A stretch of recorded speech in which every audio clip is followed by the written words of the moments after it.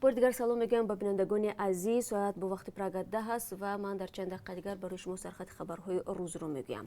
14 محبوس زندانهای ولایتی سوخت انتقال به محبس‌های جنوبی کشور زهرآلود شده و در مؤسسه تفتیشاتی دوشنبه جان باختند. مقامات میگویند که حادثه شام 7 ایول هین انتقال 128 نفر محکوم شده، یعنی 120 مرد و 8 زن رخ داده است. سرایت اجرای جزای جنایی وزارت عدلیه تاجیکستان شب گذشته با نشر اطلاعیه خبر داد که این گروه محبوسان بعد از استعمال نان وضعشان وخیم شده و دیرتر جان باختند. این حادثه در موضع میخوره نویه ورزاب اتفاق افتاده است. با گفته منبع این زندانیان طبق برنامه از خوجند و استرافشان میبایست به زندانهای دوشنبه، نورک و یاون انتقال میافتند. همکاران ما این موضوع را پیگیری دارند و تفصیلات اخیر را پیشکش شما خواهند کرد در برنامه خبری. و تا جای معلوم شده از جسدهای بعضی از زندانیان فوتیده را به نزدیکانشان سپردند و احتمال امروز مراسم دفن آنها برپا شود.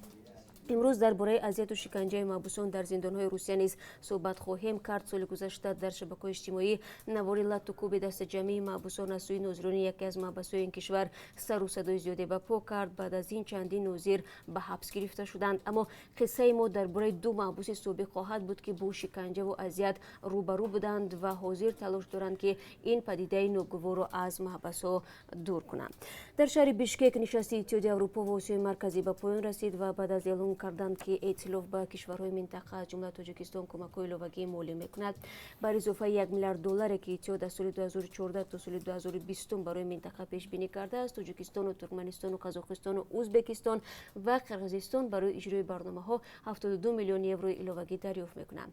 اتحادیه اروپا با نشر یک بیانیه رسمی در روز 7 ایول گفت که به تاجیکستان برای بنیاد یک نیروگاه برقی نو 20 میلیون یورو میدهند که در تامین مردم با نیروی برق و صادرات آن به شمال افغانستان کمک میکند.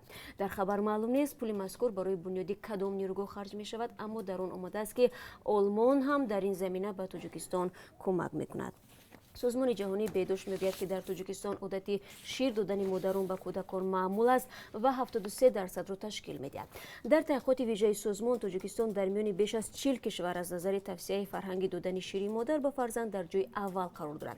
همکارانمان در دوشنبه تحقیقات در این باره پیش برده اصرار می‌ورزند که در تاجیکستان هم زنان کم نیستند که فرزندانشان را به شیر سنی عادت کناندند. شیری که در تاجیکستان نرخش خیلی گران است و برای اکثر خانواده‌ها خریداری آن به سختی دست می‌دهد. و سپس درباره تشبوس نجیب گزارش می‌دهیم که فعلا در 34 شهر فرانسه عملی می‌شود. تشبوس چوپان شهری عنوان داشته در چارچوب آن بوز و گوسفند کناره‌های شهرها را به پارک‌ها راه می‌دهند تا علف بلند را استعمال کنند. همین طریق منظره طبیعی حضور حیوانات خانگی در شهر به وجود آورده شود و گردش پرورش بوز و گوسفندها این دفعه تا 17 ایول ادامه می‌کند و در آینده استحصال کنندگان غذا امید دارند که بوز و گوسفندان به طور دائمی در پارک‌ها جایگیر شده در رویدن علف برداشت آنها خواهد بود. خب بینندگان عزیز، این تنها چندی از نمگوی موضوعی بود که برای شما گفتیم. خبرها از این بیشتر هست البته در برنامه خبری. یادتون نرود بعد از کمتر از 3 ساعت دیگر همه شما را منتظریم.